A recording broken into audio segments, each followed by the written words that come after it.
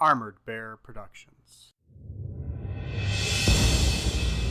Welcome to Not Safe for Wizards, an actual play 5th edition D&D podcast.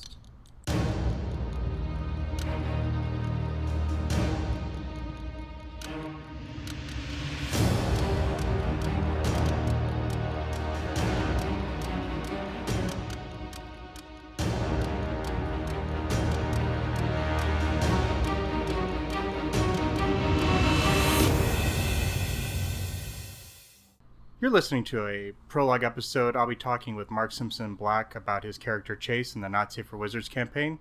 Let's get started. Mark, thanks for joining us. Yeah, no problem. So, you played Chase. What can you tell us about what Chase was doing before he became an adventurer? So, before Chase became an adventurer, he was kind of already an adventurer. He just wasn't a PC. He was traveling, he was gambling, he left home at a young age and kind of wanted to do anything except what his family had determined was the expected path. His dad was a lawman and expected that Chase would follow in his footsteps and become a lawman. And he said, nope, I have no interest in that, and just hit the road. So, tell us, I didn't really introduce Chase, so tell us who or what is Chase? Chase is a level 3 now Air Genesee Gunslinger. Air Genesee are elemental creatures. The Genesee in general break into 4 different elements: the air, earth, fire, and water. And the often rare heart. By your powers combined? Yes, exactly. Fair enough. The Air Genesee are kind of exactly what you would expect from a air-aligned elemental race. They're very kind of breathy. They are a blue-tinted humanoid race. Everything about them is blue. Dabu-dee, dabu-die. All right. So they're super kind of flowy and temperamental. Their moods change as rapidly as the wind can. And Chase is very much like that. He kind of blows on the breeze of emotion. And so Chase kind of rebelled against everything the family part of his upbringing stood for. The Genesee, in this world, when Joe and I were coming up with the backstory for Chase as a Genesee, we determined that the Genesee had started out as slaves, and in the course of escaping their captors, they had actually invented firearms, and that was sort of the arms, the weaponry that they used to overthrow their captors and escape to freedom. So the Genesee are the only race in this world that have firearms. They keep it a very closely guarded secret, and they're exceedingly rare.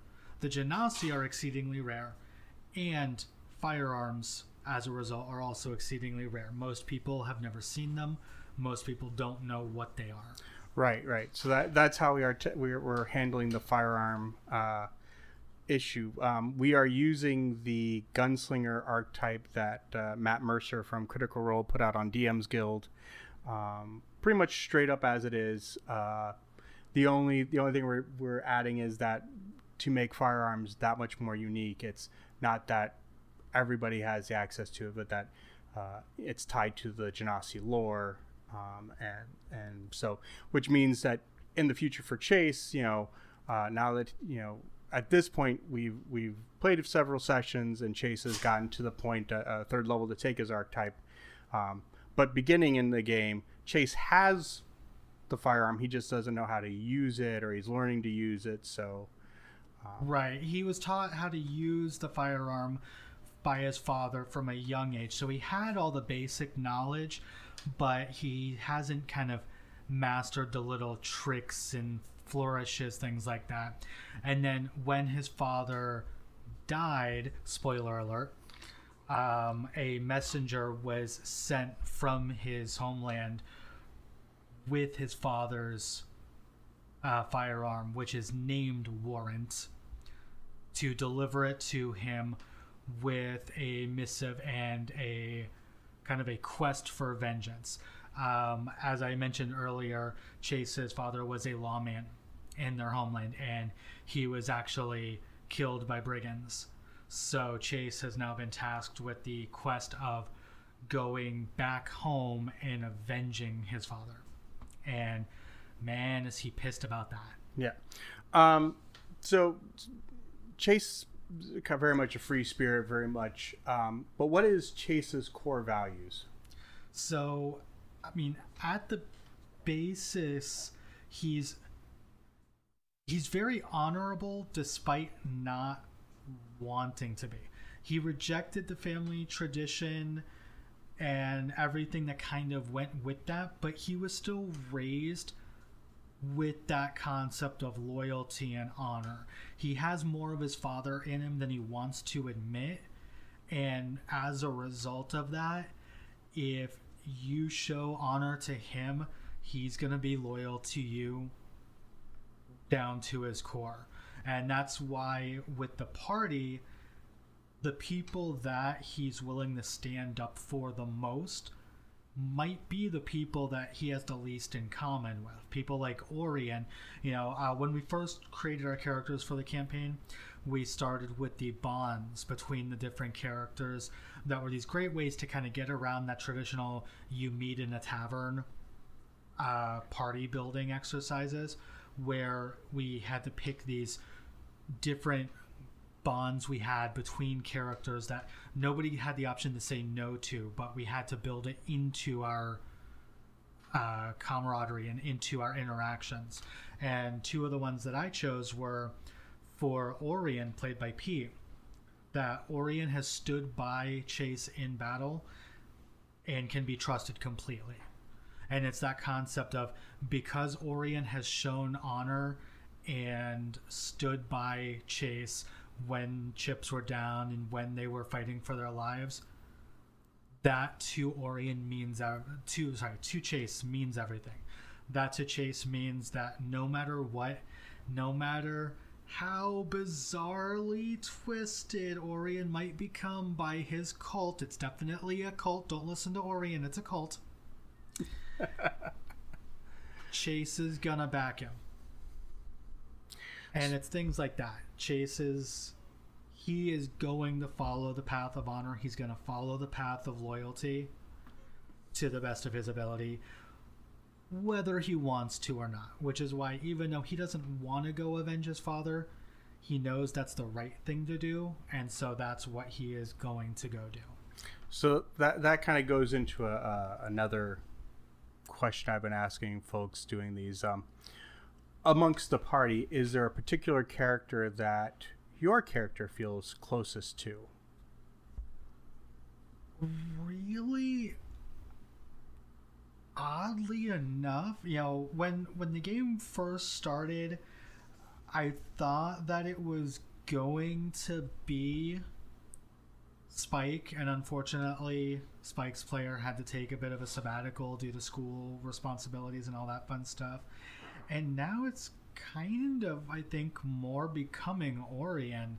And it's because of that back and forth with Orion's dedication to wanting to try to save Chase's soul, and Chase's determination that, well, Orion is a madman on a soapbox in the middle of the town square who just also happens to be one of the most decent and honorable people that Chase knows.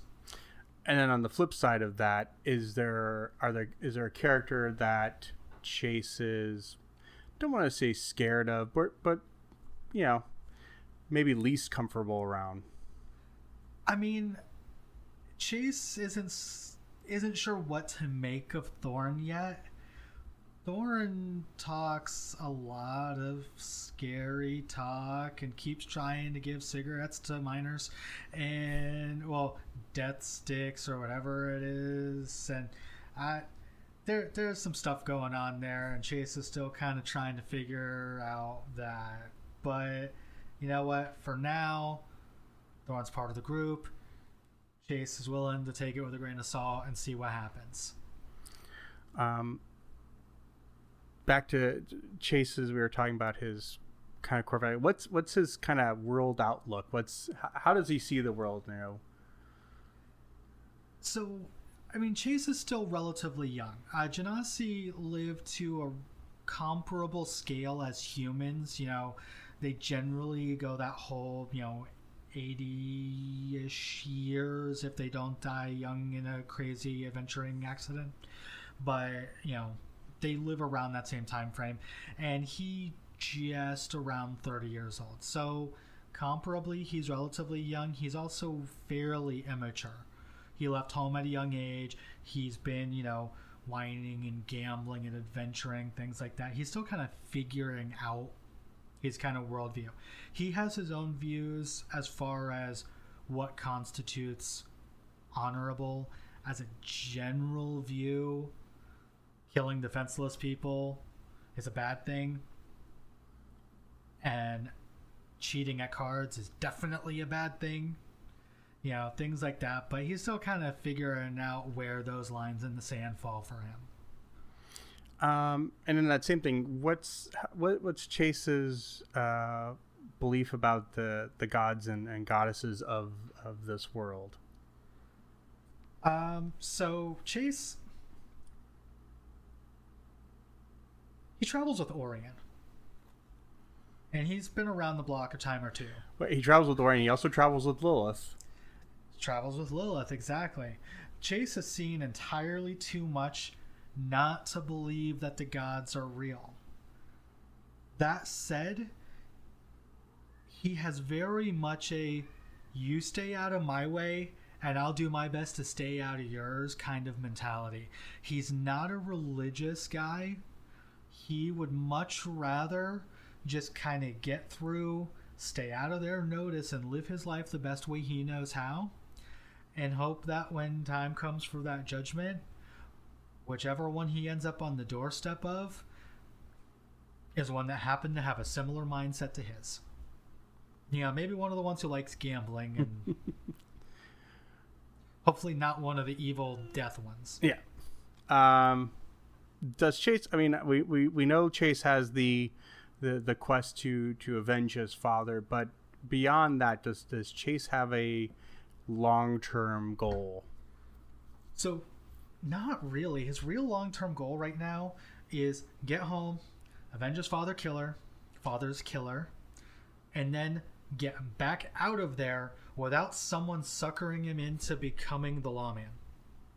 Because he knows that once they know he's back home, between the couple members of his family who might still be alive there and the people of his homeland, somebody is going to try to talk him into it. And he really does not want that. He doesn't want to be stuck there. He doesn't want his father's path. However honorable that might have been for his father, that's not what Chase wants. Chase wants to adventure. He wants to find his own fortune. He wants to live his own life. Yeah. So, but beyond that, get out of there before they pin a star on his chest, huh? Exactly. A star on his chest and a target on his back. Yep. But beyond that, he doesn't have a long-term path. He's not trying to, buy a castle in the desert or do anything big and grand like that. A little bit kind of off topic as far as in-character stuff. When we played our last campaign, the Imperium, my character Erlen had this big grand goal that we played that campaign for 4.5 years, almost 5 years, and I spent that entire time working towards this big grand goal. And when we sat down to start this campaign, I really just wanted to take a break from going through this whole big, every session aggrandizing myself and just going on this. So I really, when I made Chase, I wanted to take a back seat to all that and just sit down and have some fun and roll some dice and let some other people in the game tell their stories. And Chase has his own room for character development, but I didn't want to go die hard right from the starting gate aiming for that kind of big stuff. So if it ends up happening, great. I'm all for organic development, but I'm not running out of the gate trying to write the finish line. That's that. Yeah, no, there is a definite difference between Erlen, who pretty early on, it became a quest for power, whether it was through commercial or titles. Well, I mean, starting trade routes, becoming emperor, it's all kind of hand in hand. Yeah. And we got a good way towards all that before all was said and done. Yep. Yeah, no, definitely. So one of the things I've been asking everybody is, you and I have been playing. It was, like you said, last campaign was like 4 years. Where did you get your start? When did you get your start with tabletop role-playing games, D&D or other? Well, high school. I mean, most people, I think, started either in high school or near to it, so close to 18 years ago. And I think it started a way a lot of people can relate to, where some friends said, oh hey, I just discovered this awesome game, you play with paper and dice, you should come over and we'll play. And in this case, it was one of my friends in high school who, first week of school, freshman year, he made friends with a bunch of the juniors and seniors and started playing with them at lunch. And then he picked up the books and invited me and a bunch of other kids over to his place, and he started running games every weekend, and we'd sit down and play for 5 hours. And that was second edition Advanced Dungeons and Dragons. And real quickly we took off from just playing, the basic player's handbook stuff, fighters, thieves, wizards, to picking up the splat books, the old single class expansions that you've got sitting over on your shelf, and all those different things, to picking up the world expansions, Dark Sun and Ravenloft and all that, and then slowly discovering Dragon and Dungeon magazine, and then eventually realizing that there were other games. And I still remember, I think it was 18, let's say it was 18, when a friend of mine introduced me to Shadowrun, and a whole world of gaming that wasn't fantasy themed at all. And then from there, I just took off running. I've played D&D, Shadowrun, Vampire the Masquerade, both tabletop and LARP. Played homegrown games written by my friends, some of which have grown into published works, some of which grew up and died on basement floors. I've played online games, tabletop games, everything in between, IRC games, multi-user dungeons, MUDs, people might remember. I was going to say MUDs and Mushes. Yes, sir. I've also done world building for some of those. Yeah. Which is a lot of fun. But it's just been a part of my life ever since then. All right, Mark. Well, I want to thank you for coming and stopping by and talking about Chase. We will be doing a few more of these prologue episodes. But for now, thank you for listening. I'm Joseph Hawk, the Dungeon Master. Hey, I just want to thank you for listening to this prologue episode. If you'd like to help support the podcast, right now the best way for you to do that is to leave us a review on iTunes. Even if you don't use iTunes, it's the best way to help make sure that we're appearing in the algorithm so more people can find us. In the show notes, we'll have where you can find the podcast on Twitter, Instagram, and Facebook.